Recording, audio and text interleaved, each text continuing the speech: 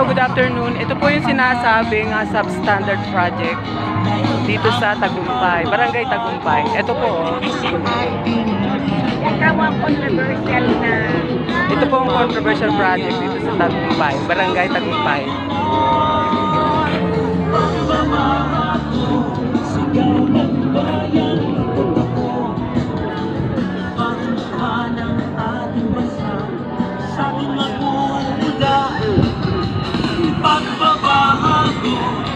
Ang mga tao po dito ay magbibigay ng awareness para mas lalong pursigihin ang gobyerno na panagutin ang mga may kasalanan nito. Ito po ay dito sa Oriental Mindoro.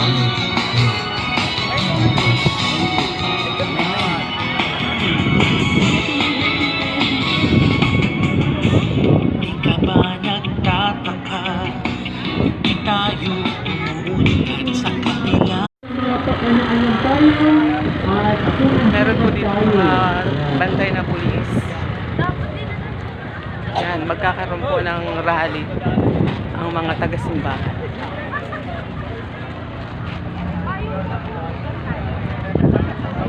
Para po sa lahat yung magpe-perform na kabataan